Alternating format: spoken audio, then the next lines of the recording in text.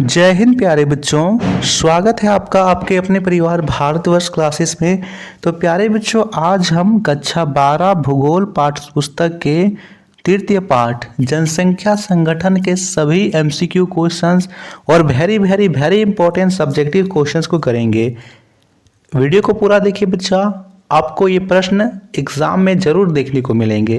तो दे रखा है पहला प्रश्न, निम्नलिखित में से किसने संयुक्त अरब अमीरात के लिंगानुपात को निम्न किया है? पुरुष कार्यशील जनसंख्या का चयनित प्रवास, पुरुषों की उच्च जन्म दर, स्त्रियों की निम्न जन्म दर, स्त्रियों का उच्च उत्प्रवास। बताना है पहले का सही उत्तर क्या होगा। बिल्कुल सही, पहले का सही उत्तर क्या हो जाएगा? पुरुष कार्यशील जनसंख्या का चयनित प्रवास एकदम सही है। दूसरा प्रश्न है, निम्नलिखित में से कौन सी संख्या जनसंख्या के कार्यशील आयु वर्ग का प्रतिनिधित्व करती है? 15 से 65 वर्ष, 15 से 66 वर्ष, 15 से 64 वर्ष या 15 से 59 वर्ष। दूसरे का सही उत्तर घ होगा, 15 से लेकर के 59 तक। ये है कार्यशील जनसंख्या का आयु वर्ग। निम्नलिखित में से किस देश का लिंगानुपात विश्व में सर्वाधिक है? लैटविया, जापान, संयुक्त अरब अमीरात या फ्रांस।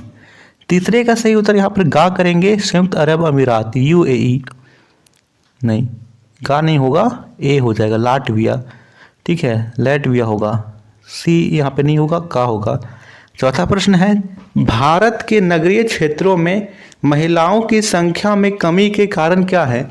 रहन सहन की उच्च लागत, रोजगार के अवसर की कमी, सुरक्षा की कमी या उपयुक्त सभी। सही उत्तर डी होगा, ये सभी हो जाएंगे। रहन सहन की उच्च लागत भी होती है शहरों में, रोजगार के अवसर की कमी होती है, सुरक्षा की भी कमी होती है। पश्चिमी विकसित देशों में ग्रामीण क्षेत्रों में महिलाओं की संख्या के कम होने के कारण है कृषि का मशीनीकरण, नगरीय क्षेत्रों में महिलाओं के रोजगार के अवसर, ये दोनों या फिर कोई नहीं। सही उत्तर यहाँ पर ये दोनों हो जाएंगे। चलिए अब हम देखते हैं अति लघु उत्तरीय प्रश्न। तो पहला प्रश्न है, लिंगानुपात को परिभाषित करें। तो लिखेंगे, जनसंख्या में स्त्रियों और पुरुषों के संख्या के अनुपात को लिंगानुपात कहते हैं।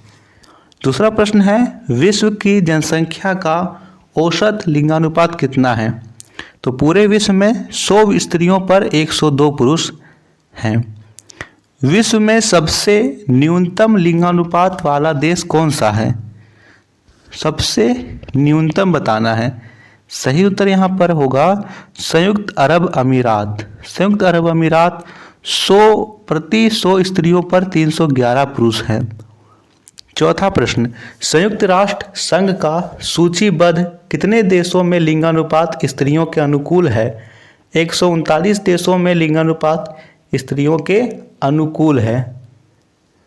पांचवा प्रश्न है, जनसंख्या की आयु लिंग संरचना या पिरामिड से क्या अभिप्राय है? तो लिखेंगे, विभिन्न आयु वर्गों में स्त्रियों और पुरुषों की संख्या से है। छठा प्रश्न, जापान के पिरामिड का संकीर्ण आधार और शुंडाकार शीर्ष क्या दर्शाता है? लिखना है, निम्न जन्म और मृत्यु दरों को दर्शाता है। अगला प्रश्न यहाँ पे दे रखा है, अनुसंधान, सूचना प्रौद्योगिकी और वैचारिक विकास से जुड़े कार्यों को किस आर्थिक क्रियाओं के अंतर्गत वर्गीकृत किया गया है? सही उत्तर होगा चतुर्थक क्रियाओं के अंतर्गत। विश्व में सबसे अधिक नगरीकृत देश कौन सा है? तो ये होगा ग्रेट ब्रिटेन। नौवां प्रश्न, कौन सा आयु वर्ग आर्थिक रूप से कार्यशील जनसंख्या का प्रतिनिधित्व करता है? तो 15 से लेकर के 59 तक। हमने ये ऑब्जेक्टिव क्वेश्चंस में भी देखा। विश्व का सबसे अधिक लिंगानुपात किस देश का है? सही उत्तर लाटविया है। विश्व का सबसे बड़ा भाषा समूह कौन सा है? मंडारिन है, जो कि चीन की यहाँ पे मातृभाषा है। 100% शहरी जनसंख्या वाला देश कौन सा है? सही उत्तर होगा सिंगापुर। बाल आयु वर्ग के अंतर्गत किस आयु वर्ग को सम्मिलित किया जाता है? तो 0 से लेकर 14 वर्ष तक के। विश्व में सबसे अधिक प्रजनन दर वाला देश कौन सा है? तो यह है नाइजर। वर्तमान में विश्व के नगरीय ग्रामीण जनसंख्या का अनुपात कितना है? 48:52 है। लघु उत्तरीय प्रश्न को देखते हैं। दे रखा है वेरी वेरी इंपॉर्टेंट, जनसंख्या संगठन से आप क्या समझते हैं? तो यहाँ पे लिखना है बच्चा, इस प्रश्न को आप लिख लीजिए और याद कर लीजिए। जनसंख्या को आयु, लिंग, निवास स्थान, शिक्षा, जाति, भाषा, धर्म, जीवन प्रत्याशा आदि के आधार पर वर्गीकृत कर उनकी विशेषताओं का अध्ययन करना ही जनसंख्या संगठन कहलाता है। जनसंख्या संगठन के माध्यम से हमें यह पता चलता है कि विभिन्न क्षेत्रों की जनसंख्या की विशेषताएं किस प्रकार की है। दूसरा प्रश्न दे रखा है, आयु संरचना का क्या महत्व है? तो लिखेंगे यहाँ पर, आयु संरचना विभिन्न आयु वर्गों के लोगों की संख्या को प्रदर्शित करती है। यह जनसंख्या संगठन का एक महत्वपूर्ण सूचक है, क्योंकि आयु संरचना विभिन्न जनांकीय तथ्यों के साथ ही अनेक सामाजिक आर्थिक क्रियाओं को प्रभावित करती है। इसके अंतर्गत जनसंख्या में 3 आयु वर्गों के अनुपात का अध्ययन किया जाता है। ठीक है। तीसरा प्रश्न, लिंगानुपात कैसे मापा जाता है? तो नोट करेंगे, जनसंख्या में स्त्रियों और पुरुषों के अनुपात को लिंगानुपात कहा जाता है। विश्व के कुछ देशों में प्रति हजार स्त्रियों पर पुरुषों की संख्या के द्वारा ज्ञात किया जाता है। भारत में लिंगानुपात प्रति हजार पुरुषों पर स्त्रियों की संख्या द्वारा प्रदर्शित किया जाता है, यानी प्रति हजार पुरुषों पर महिलाओं की संख्या कितनी है, इस प्रकार हम ज्ञात कर सकते हैं। महिलाओं की संख्या बट्टा पुरुषों की संख्या गुना 1000। जनसंख्या पिरामिड क्या है?